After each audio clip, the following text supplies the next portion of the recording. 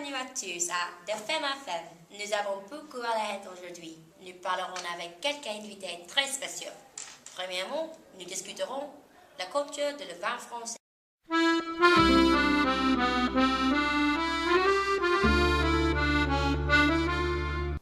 Alors, le vin français est mondialement célébré pour être l'un des meilleurs, sinon le meilleur. C'est une grande part de notre culture. Joindre-nous aujourd'hui, nous avons quelqu'un qui sait tout sur le vin, viticultrice Camilla Brown.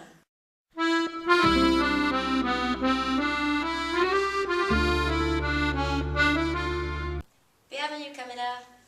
Bonjour. Pouvez-vous nous dire sur le vin français? Quelle est l'histoire? L'histoire du vin français remonte au VIe siècle. Les Romains ont planté des vignes dans les régions qui sont maintenant devenues les régions les plus bien connues de la France. Par exemple, Bordeaux, Bourgogne, Alsace, Rhône et Champagne.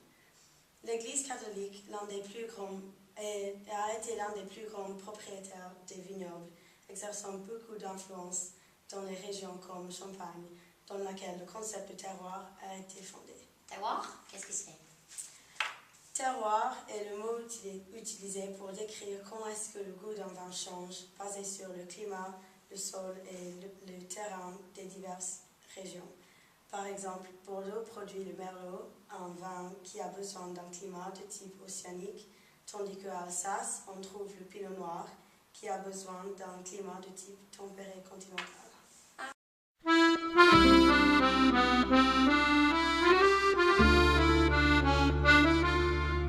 Quelle est une journée typique pour une viticultrice?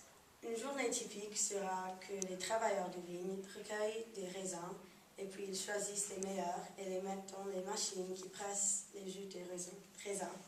Ensuite, le jus se combine avec des produits comme la levure pour la fermentation. Et enfin, on finit avec le produit final du vin. L'industrie du vin en France vaut-elle combien? Récemment, l'industrie a vu une baisse en valeur depuis le XXIe siècle parce que les gens ont commencé de limiter la quantité de l'alcool qu'ils consomment. Pourtant, avec l'augmentation de l'exportation, vendant à un marché global, on peut prédire que la valeur de l'industrie sera 27,2 milliards en 2017. Ouh là là, c'est beaucoup! Maintenant, nous allons attendre de Safran, un œnologue très respecté.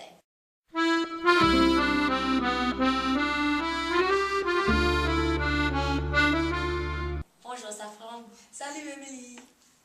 Il a été dit que le vin est une forme d'art. Qu'est-ce que ça veut dire? Pour créer le vin prend une touche artistique semblable à la façon dont l'argile des modes de sculpteurs. Alliant les bons raisins du point de maturité spécifique et après la fermentation et le vieillissement, stade qui reflète dans les saveurs est un art.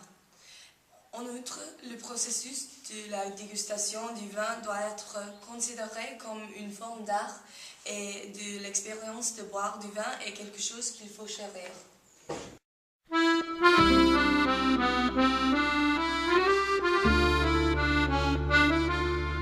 Comment peut-on boire le vin correctement?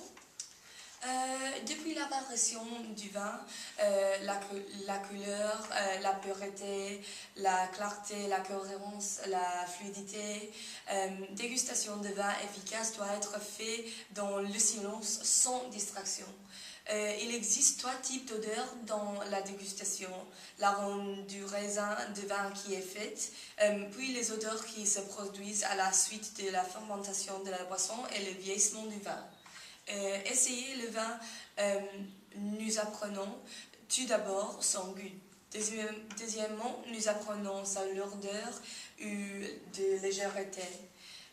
Et troisièmement, nous apprenons sa fermeté. Quel est le vin le plus populaire? Il y a trop des populaires régions et vins en France. Quelques exemples sont Romanée-Comté à Burgundy, Pétrus à Pomeroi et Bordeaux et Château-Margaux à Bordeaux. Finalement, pourquoi devrions-nous participer dans la dégustation de vin? Le vin est quelque chose qui inspire la confiance, l'amitié et l'amour. Il transforme le dîner ordinaire en un événement de la gastronomie et généralement une expérience agréable. Si vous buvez du vin comme l'eau, vous ne sentirez pas même un dixième de ce qu'un bon vin peut donner. Maintenant, on va parler avec Gabi, une nutritionniste.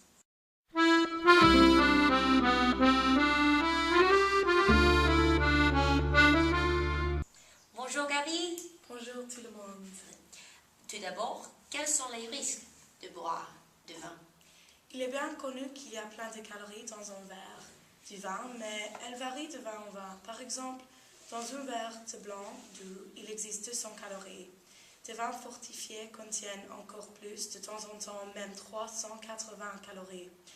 La consommation prolongée du vin sans exercice approprié ou un bon régime peut conduire à l'obésité chez les adultes. Ce qui est plus, boire en excès peut affaiblir les muscles dans le cœur, qui mène à cardiomyopathie, par lequel le muscle ne peut pas pomper le sang autour de votre corps ainsi comme il se doit. Ça peut élever le risque de maladies cardiovasculaires. C'est sérieux. Aujourd'hui, il y a un grand problème avec ceux qui préfèrent de boire pour se saouler au lieu de pour le plaisir, non?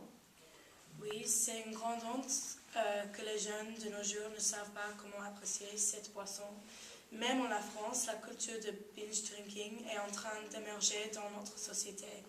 En 2009, l'âge légal pour boire a augmenté grâce aux problèmes liés à l'alcool. Est-ce que tu as une solution? À mon avis, une solution peut être de ne vendre pas du vin à un prix si moins cher parce que les jeunes ne peuvent pas les acheter et deviennent plus sous l'art.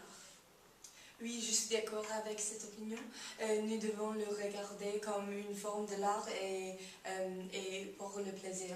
Oui, moi aussi. Mes travailleurs travaillent dur pour créer des bons vins et donc je crois que le doivent être appréciés. C'est merveilleux d'avoir une verre de vin chaque jour. Malgré des effets négatifs sur la santé, il est vrai en disant que du vin a des aspects positifs aussi. Il a été prouvé par les médecins qu'un ou deux verres du vin rouge peut aider à défendre l'apparition de la maladie cardiaque. Du vin rouge est un antioxydant aussi, qui est bien pour perdre du poids. Ah, c'est tout pour aujourd'hui. Merci à nos invités formidables. Merci à tous pour regarder. Nous nous verrons la semaine prochaine.